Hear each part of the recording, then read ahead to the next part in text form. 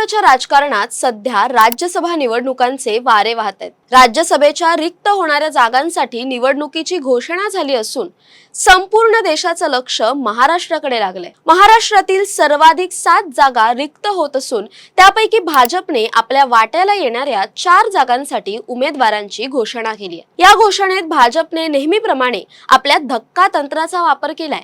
ज्या नावांची चर्चा माध्यमांमध्ये होती त्यातील काही नावं बाजूला सारून भाजपने थेट जमिनीवर काम करणाऱ्या आणि संघटनात्मक पकड असलेल्या नेत्यांना संधी दिली आहे। आजच्या या व्हिडिओमध्ये आपण पाहणार आहोत की भाजपने या 4 नावांची निवड का केली, विनोद तावडे यांचं पुनरागमन महाराष्ट्राच्या आणि देशाच्या राजकारणात काय बदल घडवून आणेल, रामदास आठवले यांच्यावर पुन्हा विश्वास का दाखवला आणि रामराव वडकुते व माया इवनाते या 2 नव्या नावांनी सर्वांना आश्चर्याचा धक्का का दिला। नमस्कार, मी संचारी आकेरकर आणि आपण पाहताय टाइम महाराष्ट्र। या यादीतील सर्वात महत्त्वाचं आणि चर्चेचं नाव म्हणजे विनोद तावडे। 2019च्या विधानसभा निवडणुकीत उमेदवारी नाकारल्यानंतर विनोद तावडे काही काळ सक्रिय संसदीय राजकारणापासून दूर होते। मात्र भाजपने त्यांच्यावर राष्ट्रीय सरचिटणीस आणि बिहारचे प्रभारी म्हणून मोठी जबाबदारी सोपवली होती। तावडे यांनी ही जबाबदारी केवळ पार पाडली नाही तर बिहारमध्ये भाजपला ऐतिहासिक यश मिळवून दिलं।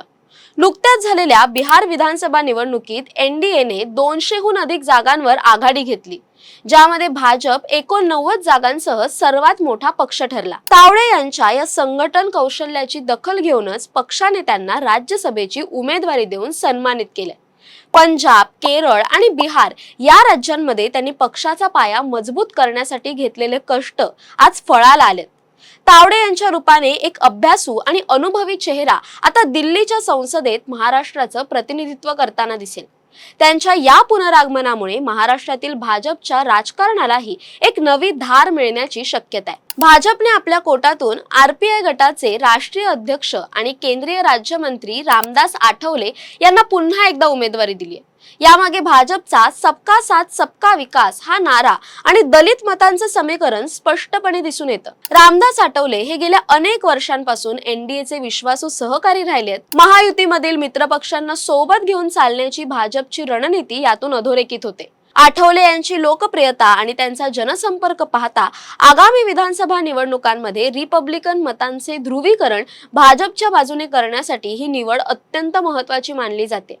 भाजपने केवळ आपल्या पक्षातील नेत्यांचा विचार न करता मित्र पक्षाला सन्मानाची जागा देऊन महायुतीमधील समन्वय कायम राखण्याचा प्रयत्न केलाय। आता या यादीतील 2 नावं अशी आहेत की ज्यांनी राजकीय विश्लेषकांनाही आश्चर्याचा धक्का दिलाय।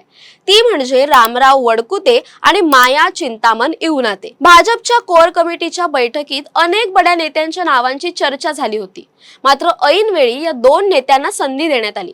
रामराव वडकुते हे मूळचे राष्ट्रवादी काँग्रेसचे, मात्र 2019 मध्ये त्यांनी भाजपमध्ये प्रवेश केला। ते धनगर समाजाचे मोठे नेते म्हणून ओळखले जातात। महाराष्ट्रात सध्या धनगर आरक्षणाचा मुद्दा अत्यंत संवेदनशील आहे। डॉक्टर विकास महात्मे यांच्यानंतर धनगर समाजाला राज्यसभेत मोठं प्रतिनिधित्व नव्हतं। ती उणीव भरून काढण्यासाठी भाजपने वडकुते यांना संधी दिली आहे। दुसरीकडे नागपूरच्या माजी महापौर असलेल्या माया इवनाते यांची निवड करून भाजपने आदिवासी समाजाला मोठं प्रतिनिधित्व दिले। इवनाते यांना राष्ट्रीय अनुसूचित जनजाती आयोगावर काम करण्याचा अनुभव आहे। या 2 निवडींमधून भाजपने सोशल इंजिनिअरिंगचा उत्तम नमुना सादर केलाय, ज्यामुळे मराठवाडा आणि विदर्भातील जातीय समीकरण भाजपच्या बाजूने झुकू शकतात। आता आपण या निवडणुकीच्या तांत्रिक बाजूकडे वळूया। राज्यसभेच्या 37 जागांसाठी 16 मार्च रोजी मतदान होणार आहे। 5 मार्च ही उमेदवारी अर्ज भरण्याची शेवटची तारीख आहे। महाराष्ट्रातील 7 जागांपैकी भाजपच्या वाटाला 4 जागा आल्यात। राज्यसभेच्या एका जागेसाठी साधारणपणे 37 ते 41 विधानसभा सदस्यांच्या मतांची आवश्यकता असते। भाजप आणि महायुतीचं सध्याचं संख्याबळ पाहता भाजपचे हे 4ही उमेदवार पहिल्या पसंतीच्या मतांवर सहज निवडून येऊ शकतात। विरोधी पक्षांकडे म्हणजेच महाविकास आघाडीकडे केवळ 1 ते 2 जागा निवडून आणण्या इतपत संख्याबळ आहे।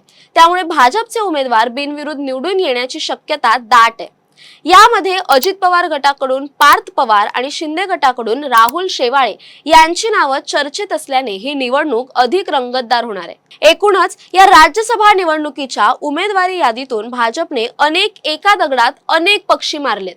विनोद तावडे यांच्या रूपाने अनुभवी नेतृत्व, रामदास आठवले यांच्या रूपाने मित्र पक्षाचा सन्मान, तर वडकुते आणि इवनाते यांच्या रूपाने दलित, आदिवासी आणि धनगर समाजाला दिलेलं प्रतिनिधित्व, हे सर्व आगामी विधानसभा निवडणुकांच्या दृष्टीने अत्यंत महत्त्वाचे आहे. ज्या नेत्यांची नावं चर्चेत होती, जसं की प्रीतम मुंडे, विजया रहाटकर किंवा भागवत कराड, त्यांना सध्या जरी संधी मिळाली नसली तरी पक्ष त्यांना भविष्यात इतर जबाबदाऱ्या देऊ शकतो असे संकेत मिळतात. भाजपचे हे नियोजनबद्ध राजकारण त्यांना दिल्लीत आणि गल्लीत किती यश मिळवून देतं हे पाहणं औत्सुक्याचं ठरेल.